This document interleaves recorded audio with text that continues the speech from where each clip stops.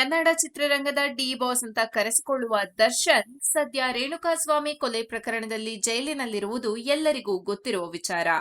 ಈ ಪ್ರಕರಣ ನ್ಯಾಯಾಲಯದಲ್ಲಿ ಇರುವುದರಿಂದ ಅವರ ಭವಿಷ್ಯ ಯಾವ ದಿಕ್ಕಿಗೆ ಹೋಗುತ್ತದೆ ಅನ್ನೋದನ್ನ ಕೋರ್ಟ್ ತೀರ್ಮಾನ ಮಾಡಬೇಕು. ಆದರೆ ಇತ್ತೀಚೆಗೆ ಕುಣಿಗಲ್ನ ಬಿದನಗೆರೆಯಲ್ಲಿ ನಡೆದ ಶಿವರಾತ್ರಿ ಕಾರ್ಯಕ್ರಮದಲ್ಲಿ ಕ್ರೇಜಿ ಸ್ಟಾರ್ ರವಿಚಂದ್ರನ್ ಅವರು ಡಿ ಬಾಸ್ 2 ತಿಂಗಳಲ್ಲಿ ಹೊರಗೆ ಬರುತ್ತಾರೆ ಅಂದಿರುವಂತಹ ಮಾತು ಈಗ ದೊಡ್ಡ ಚರ್ಚೆಗೆ ಕಾರಣವಾಗಿದೆ. ಮೊದಲಿನಿಂದಲೂ ದರ್ಶನ್ ಅಭಿಮಾನಿಗಳು ಎಲ್ಲೆಲ್ಲೂ ಡಿ ಬಾಸ್ ಅಂತ ಕೂಗೋದು ಸಾಮಾನ್ಯ. ರಾಜಕೀಯ ಸಭೆಯಾಗಲಿ, ಸಿನಿಮಾ ಕಾರ್ಯಕ್ರಮವಾಗಲಿ, ದೇವರ ಕಾರ್ಯವಾಗಲಿ ಎಲ್ಲೆಡೆ ಆ ಘೋಷಣೆ ಕೇಳುತ್ತೆ. ಅದೇ ರೀತಿ ಆ ದಿನವೂ ಕಾರ್ಯಕ್ರಮದಲ್ಲಿ ಕೆಲ ಅಭಿಮಾನಿಗಳು ಡಿ ಬಾಸ್ ಅಂತ ಕೂಗಿದ್ದಾರೆ.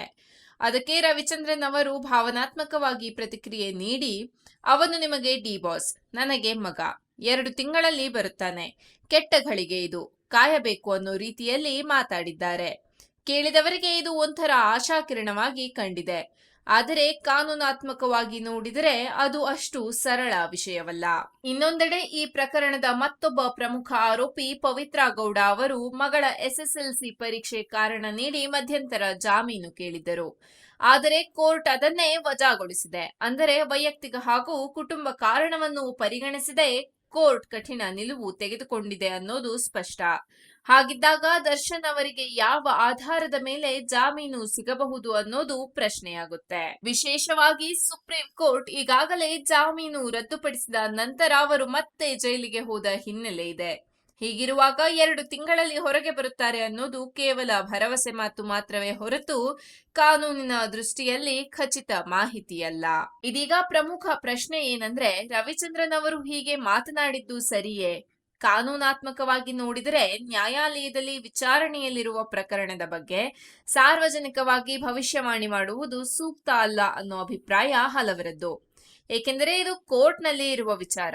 ಇಂತಹ ಸಂದರ್ಭಗಳಲ್ಲಿ ಯಾರಾದರೂ ಪ್ರಭಾವಿ ವ್ಯಕ್ತಿ, ವಿಶೇಷವಾಗಿ ಹಿರಿಯ ನಟ, ಅವರು ಬರ್ತಾರೆ ಎಂದು ನಿಶ್ಚಯವಾಗಿ ಹೇಳಿದರೆ ಅದು ಜನರಲ್ಲಿ ತಪ್ಪು ನಿರೀಕ್ಷೆ ಹುಟ್ಟಿಸಬಹುದು. ಆದರೆ ಇದರಿಂದ ತಕ್ಷಣವೇ ಕಾನೂನು ಕ್ರಮ ಆಗುತ್ತದೆ ಅನ್ನೋದು ಕಡ್ಡಾಯ ಅಲ್ಲ. ಕೋರ್ಟ್ ಅವಮಾನ ಆಗಲು ನ್ಯಾಯಾಂಗ ಪ್ರಕ್ರಿಯೆ ಮೇಲೆ ನೇರವಾಗಿ ಪ್ರಭಾವ ಬೀರುವ ನ್ಯಾಯಾಧೀಶರ ಮೇಲೆ ಒತ್ತಡ ತರುವ ಅಥವಾ ವಿಚಾರಣೆಯನ್ನು ತಪ್ಪುದಾರಿಗೊಯ್ಯುವ ಉದ್ದೇಶ ಇರಬೇಕು. ರವಿಚಂದ್ರನ್ ಮಾತುಗಳಲ್ಲಿ ಅಂತಹ ನೇರ ಪ್ರಭಾವದ ಲಕ್ಷಣ ಕಾಣಿಸದಿದ್ದರೂ ನ್ಯಾಯಾಂಗ ಪ್ರಕ್ರಿಯೆ ನಡೆಯುತ್ತಿರುವಾಗ ಇಂತಹ ಹೇಳಿಕೆಗಳು ಎಚ್ಚರಿಕೆಯಿಂದ ಇರಬೇಕು ಅನ್ನೋದು ಸತ್ಯ. ಯಾರಾದರೂ ದೂರು ಕೊಟ್ಟರೆ ಅಥವಾ ಕೋರ್ಟ್ ಸ್ವಯಂ ಪ್ರೇರಿತವಾಗಿ ಗಮನಿಸಿದರೆ ವಿವರಣೆ ಕೇಳುವ ಸಾಧ್ಯತೆ ಇರುತ್ತದೆ. ಆದರೆ ಸಾಮಾನ್ಯವಾಗಿ ಇಂತಹ ಭಾವನಾತ್ಮಕ ಹೇಳಿಕೆಗಳಿಗೆ ಕಾನೂನಾತ್ಮಕ ಕಠಿಣ ಕ್ರಮ ವಿರಳ. ಇಲ್ಲಿ ಇನ್ನೊಂದು ಅಂಶ ಗಮನಿಸಬೇಕು: ಅಭಿಮಾನಿಗಳ ಮನಸ್ಥಿತಿ. ದರ್ಶನ್ ಅವರ 49ನೇ ಹುಟ್ಟುಹಬ್ಬ ಈ ಬಾರಿ ಜೈಲಿನಲ್ಲೇ ಕಳೆದಿರುವುದು ಅಭಿಮಾನಿಗಳಿಗೆ ಬೇಸರ ತಂದಿದೆ. ರಾಜರಾಜೇಶ್ವರಿ ನಗರದ ತೂಗುದೀಪ ನಿಲೆಯ ಮುಂದೆ ಪ್ರತಿ ವರ್ಷ ಇರುವ ಸಂಭ್ರಮ ಈ ಬಾರಿ ಕಾಣಿಸಲಿಲ್ಲ. ಇಂತಹ ಸಮಯದಲ್ಲಿ ರವಿಚಂದ್ರನ್ ಮಾತುಗಳು ಅಭಿಮಾನಿಗಳಿಗೆ ಮನದಾಳದ ಬೆಂಬಲದಂತೆ ಕಂಡಿವೆ. ಆದರೆ ಕಾನೂನು ಅಂದ್ರೆ ಭಾವನೆಗಿಂತ ಮೇಲು. ಜಾಮೀನು ಸಿಗೋದು, ಪ್ರಕರಣದ ತೀರ್ಪು ಬರೋದು ಎಲ್ಲವೂ ಸಾಕ್ಷಿ, ವಾದ ಪ್ರತಿವಾದಗಳ ಮೇಲೆ ನಿರ್ಧಾರವಾಗುತ್ತದೆ. ಒಟ್ಟಾರೆ ನೋಡಿದ್ರೆ ರವಿಚಂದ್ರನ್ ಮಾತುಗಳು ಅಭಿಮಾನಿಗಳಿಗೆ ಧೈರ್ಯ ತುಂಬುವ ಪ್ರಯತ್ನ ಆಗಿರಬಹುದು. ಆದರೆ ಅದು ಕಾನೂನಾತ್ಮಕವಾಗಿ ಖಚಿತ ಮಾಹಿತಿಯಲ್ಲ. ನ್ಯಾಯಾಲಯದಲ್ಲಿ ಪ್ರಕರಣ ನಡೆಯುತ್ತಿರುವಾಗ ಅಂತಿಮ ನಿರ್ಧಾರ ಕೋರ್ಟ್ಗೆ ಸೀಮಿತ. ಪವಿತ್ರ ಗೌಡ ಜಾಮೀನು ವಜಾ ಆಗಿರುವ ಬೆಳವಣಿಗೆ ನೋಡಿದರೆ ದರ್ಶನ್ ಅವರಿಗೆ ತಕ್ಷಣ ಜಾಮೀನು ಸಿಗೋದು ಅನುಮಾನ ಎನ್ನುವ ಮಾತುಗಳಿಗೆ ಬಲ ಸಿಗುತ್ತದೆ. ಆದ್ದರಿಂದ 2 ತಿಂಗಳಲ್ಲಿ ಬರುತ್ತಾರೆ ಅನ್ನೋದು ಇಷ್ಟೇನು ಖಚಿತ ಭವಿಷ್ಯವಾಣಿಯಲ್ಲ.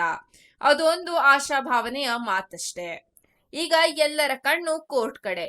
ನ್ಯಾಯಾಲಯ ಏನು ತೀರ್ಮಾನ ಮಾಡುತ್ತದೋ ಅದೇ ಅಂತಿಮ.